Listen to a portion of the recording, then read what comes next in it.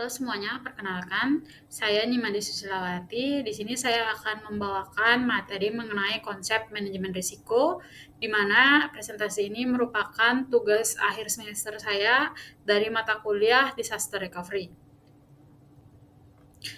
Materi ini diawali dengan manajemen risiko. Manajemen risiko sendiri yaitu suatu metode terstruktur yang mengenali, mengevaluasi, dan mengendalikan risiko yang mungkin timbul dalam konteks organisasi atau proyek tertentu.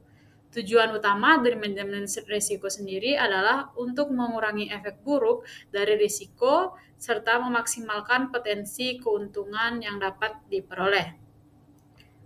Kemudian ada mengapa manajemen risiko itu penting. Dalam manajemen risiko ada beberapa keuntungan yang dimiliki, yaitu mengurangi risiko kerugian finansial yang tidak terduga, kemudian meningkatkan kemampuan untuk memproses, merubah pasar dari lingkungan bisnis, kemudian meningkatkan kepercayaan stakeholder dengan menunjukkan komitmen pada tata kelola yang baik dan keberlanjutan. Kemudian yang terakhir ada membantu organisasi mengambil risiko yang terukur untuk mencapai tujuan strategis. Kemudian berikutnya ada prinsip dasar manajemen risiko. Manajemen risiko memiliki beberapa prinsip dasar. Yang pertama yaitu proaktif, di mana manajemen risiko harus bersifat proaktif, artinya mengidentifikasi dan mengelola risiko sebelum terjadi dampak negatifnya. Pendekatan ini membantu organisasi untuk mengantisipasi dan mengurangi kemungkinan kerugian atau gangguan operasional yang dapat timbul. Kemudian, prinsip dasar berikutnya kolektif, di mana manajemen risiko merupakan bertanggung jawab bersama yang melibatkan seluruh organisasi. Ini berarti semua stakeholder dari manajemen puncak hingga tingkat operasional terlibat dalam proses identifikasi, evaluasi, dan penanganan risiko. Kolaborasi ini penting untuk memastikan bahwa semua sudut pandang dan informasi yang diperlukan dipertimbangkan dalam pengambilan keputusan. Kemudian ada berikutnya yaitu partisipatif, di mana partisipatif merupakan pentingnya melibatkan semua pihak yang terlibat dalam pengambilan risiko dalam proses manajemen risiko. Ini mencakup berbagai informasi, berdiskusi, dan mengintegrasikan pandangan dari berbagai departemen atau unit dalam organisasi. Dengan partisipasi aktif, organisasi dapat mengidentifikasi risiko secara lebih komprehensif dan merancang strategi mitigasi yang lebih efektif. Kemudian ada interaktif. Manajemen risiko bersifat interaktif, yang berarti prosesnya berlangsung secara berkelanjutan dan berulang.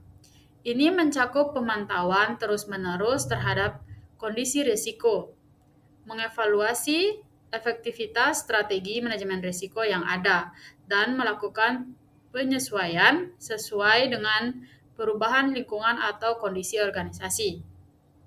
Pendekatan ini memungkinkan organisasi untuk menyesuaikan dan meningkatkan respon terhadap risiko seiring waktu. Kemudian akan memasuki di materi siklus manajemen risiko. Beberapa siklus manajemen risiko, yang pertama yaitu identifikasi risiko.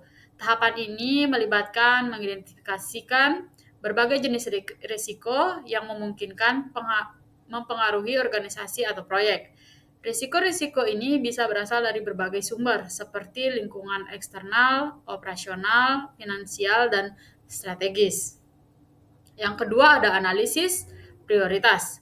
Setelah risiko diidentifikasi, tahap berikutnya adalah melakukan analisis lebih lanjut untuk mengevaluasi probabilitas terjadinya dan dampaknya terhadap tujuan organisasi. Risiko-risiko yang diidentifikasi kemudian diprioritaskan berdasarkan tingkat urgensi dan potensi dampaknya. Yang ketiga yaitu perancangan dan implementasi strategi manajemen risiko.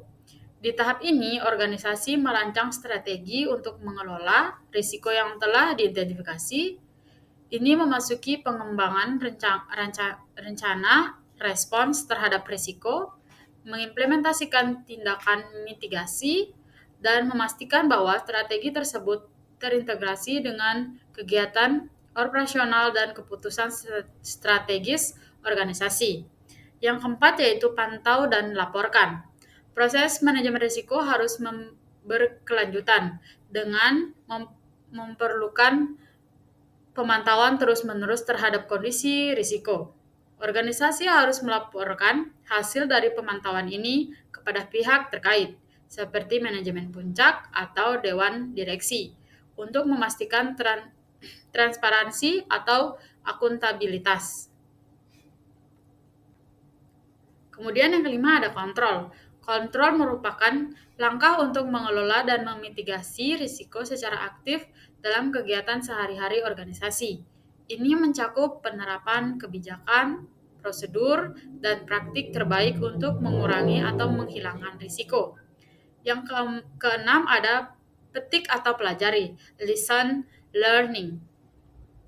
Setelah mengalami suatu kejadian atau mengimplementasikan strategi manajemen risiko, tentunya penting untuk mengevaluasi hasilnya. Proses ini memungkinkan organisasi untuk belajar dari dampak pengalaman, mengidentifikasi apa yang berhasil dan apa yang perlu diperbaiki dalam manajemen risiko mereka di masa depan.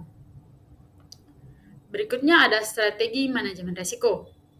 Yang pertama yaitu pendekatan mitigasi, yang dibagi menjadi dua yaitu strategi untuk mengurangi kemungkinan atau dampak risiko. Contohnya implementasi kontrol internal yang lebih ketat atau diversifikasikan investasi.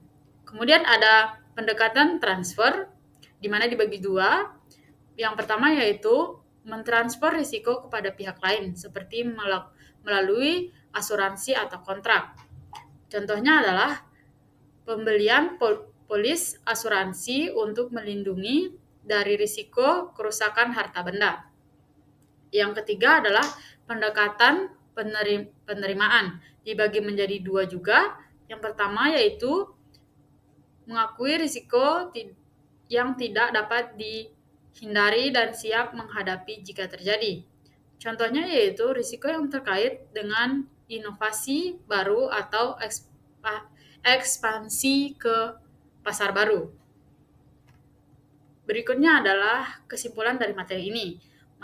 Manajemen risiko adalah kunci untuk mencapai keberlanjutan organisasi, mengelola ketidakpastian dengan lebih efektif, dan memaksimalkan peluang yang ada. Kemudian, sekian presentasi dari saya. Semoga presentasi ini dapat membantu kalian. Sekian, terima kasih. Bye-bye.